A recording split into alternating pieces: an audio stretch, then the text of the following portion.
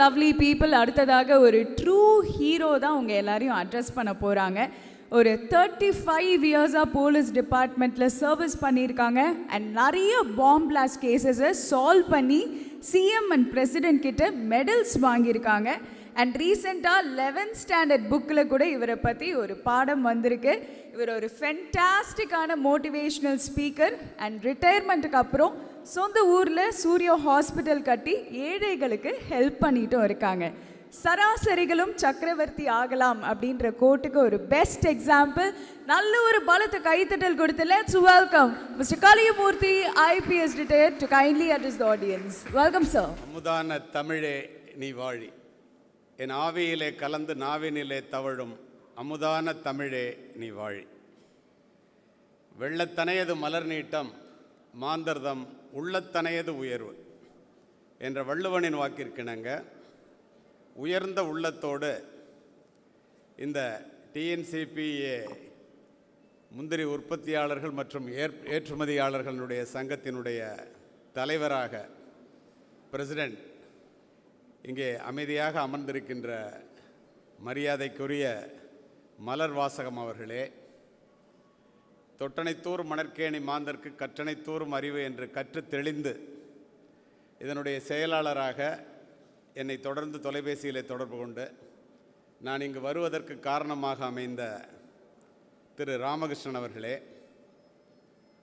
அருளில்லார்க்கு அவ்வுலகம் இல்லை பொருளில்லார்க்கு இவ்வுலகம் இல்லாகியாங்க என்று சொல்லுவதைப் போல பொருளாளராக இங்கே அமர்ந்திருக்கின்ற திரு செல்வமணி அவர்களே, பட்டங்கள் ஆள்வதும் சட்டங்கள் செய்வதும் பாரினில் பெண்கள் செய்ய வந்தோம் என்பதற்கிணங்க காக்கி உடையிலே கம்பீரமாக எனக்கு அடுத்து பேச இருக்கின்ற பெண் ஆய்வாளர் திருமதி கவிதா அவர்களே, எல்லாவற்றுக்கும் மேலாக ஒன்றுபட்டால் உண்டு வாழ்வு, நம்முள் ஒற்றுமை நீங்கின் அனைவருக்கும் தாழ்வு, individually we are one drop, together we are an ocean. தனிப்பட்ட முறையில் நம்ம ஒரு நீர் துளி தான், ஒன்றா சேர்ந்தால் அது பெரிய மகா சமுத்திரம் என்று நிரூபிக்கும் வகையிலே ஒரு நல்ல எண்ணத்தோடு இந்த அசோசியேஷன் ஆரம்பித்து நேற்று மாவட்ட கலெக்டரிலிருந்து அனைவரையும் அழைத்து இன்று மாவட்ட SPயிலிருந்து எல்லாரையும் அழைத்து வாழ்க்கையிலே பிஸ்னஸ்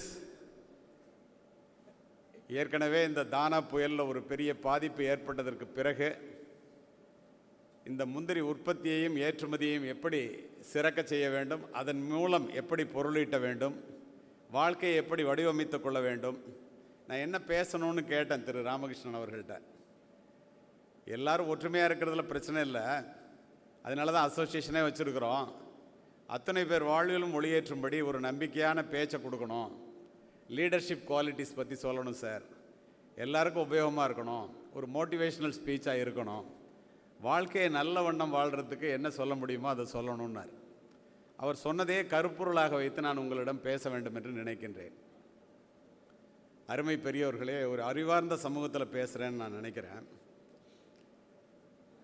சமீபத்தில் ஒரு 2013ஆம் ஆண்டு பிஸ்னஸ்ங்கிறதுனால சொல்கிறேன், இந்த பதிவு காரணத்தோடு ஆன பதிவு. இந்த மாதிரி இந்த அசோசியேஷன் இந்த மீட்டிங்லாம் நடத்துறது எது காலத்தினுடைய கட்டாயம் என்பதை நீங்கள் உணர்ந்து கொள்ள வேண்டும்.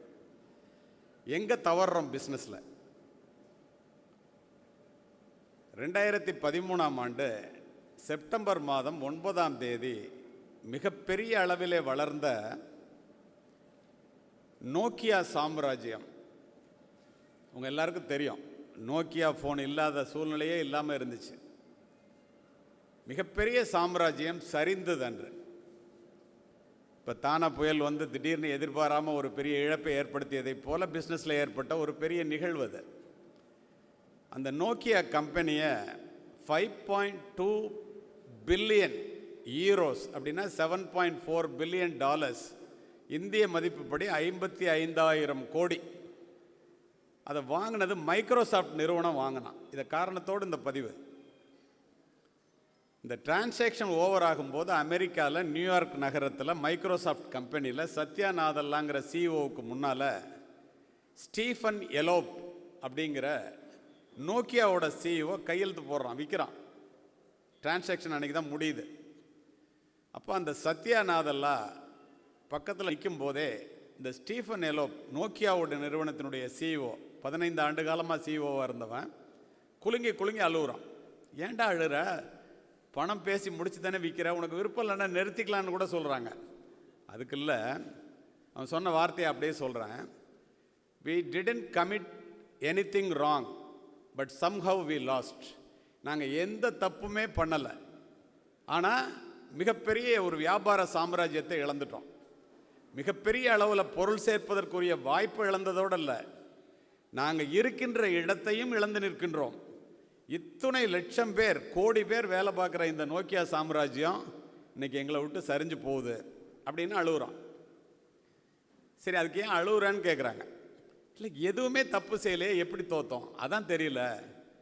உடனே அவன் சொல்கிறான், சத்யநாதல்லா, உண்மையிலே நீ எந்த தப்பும் செய்யலை, தோத்துட்டேங்கிறது உண்மைதான். நீ என்ன தப்பு செஞ்ச, ஏன் தோத்தன்னு நான் சொல்கிறேன்டான்னு சொல்லிட்டு, உன்னுடைய சக போட்டியாளர்கள் இந்த விஞ்ஞான உலகத்திலே தொழில்நுட்பத்தை கற்றுக்கொண்டு எவ்வளவு வேகமாக வளர்ந்து கொண்டிருக்கிறார்கள் என்பதை நீ கூர்ந்து கவனிக்க தவறியது ஒன்று.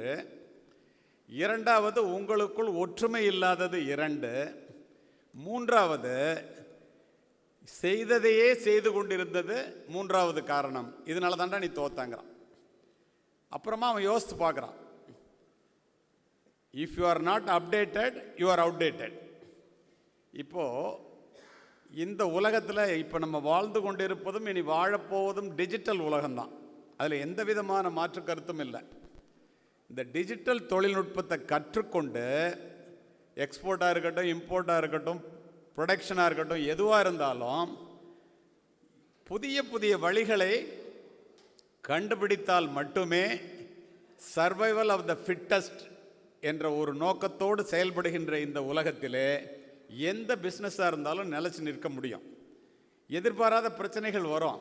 2014 வருஷம் அமெரிக்காவில், நான் உலகம் முழுவதும் சென்று உரை நிகழ்த்துவேன் என்று உங்கள் முன் நின்று கொண்டிருக்கின்றேன். கரீபியன் ஏரியான்னு இருக்கு. அந்த கரீபியன் ஏரியாவில் எப்போ பார்த்தீங்கன்னாலும் பெரிய புயல் வரும், பயங்கர வெள்ளம் வரும்.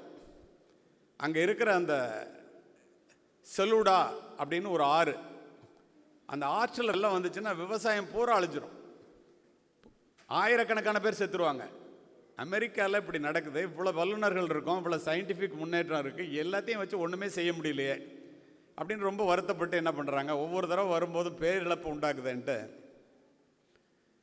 இது நீங்கள் என்ன தடைகள் வந்தாலும் எப்படி தடைகளை மீறி முன்னேறுவது என்பதற்காக இந்த உதாரணம், நடந்த உதாரணத்தை மட்டுமே நான் பதிவு செய்வோம். அப்போ என்ன பண்ணுறாங்க, ஜப்பானிய கட்டுமான வல்லுநர்களை அழைத்து வந்து கோடிக்கணக்கான டாலர் செலவு பண்ணி எவ்வளவு பெரிய வெள்ளம் வந்தாலும் அந்த வெள்ளம் பாதித்து விடாத அளவிற்கு ஒரு பெரிய அணையை அந்த செலூடா பாலத்தில் கட்டுறாங்க. செலூடா பாலம்னே பேர், அதுக்கு பெரிய பாலத்தை கட்டுறாங்க. கட்டுமான வல்லுநர்கள் கட்டி முடித்து 3 மாதங்கள் கூட ஆகவில்லை, அவங்க திரும்பி கூட போகலை. அதுக்குள்ளே அந்த கரீபியன் ஏரியாவில் மிகப்பெரிய ஹரிக்கேன், பெரிய புயல், பெரிய வெள்ளம். அப்படி வரும்போது எப்படி இந்த வெள்ளத்தில் தாக்கு பிடிச்சி நம்மளுடைய பிரிட்ஜ் இருக்குது, இவ்வளோ கோடி டாலரை செலவு பண்ணி பண்ணிட்டோமே பார்க்கணுங்கிறதுக்காக அந்த இடத்துக்கு போகிறாங்க. ஹெலிகாப்டர் எடுத்துகிட்டு போகிறாங்க. அதில் இந்த ஜப்பானிய கட்டுமான வல்லுநர்கள்லேருந்து அமெரிக்காவில் இருக்கிற அத்துணை வல்லுநர்களும் போகிறான். போய் மேலேருந்து பார்க்கும்போது ஒரு துளி கூட அந்த பாலம் பாதிக்கப்படவில்லை. ஒரே மகிழ்ச்சி.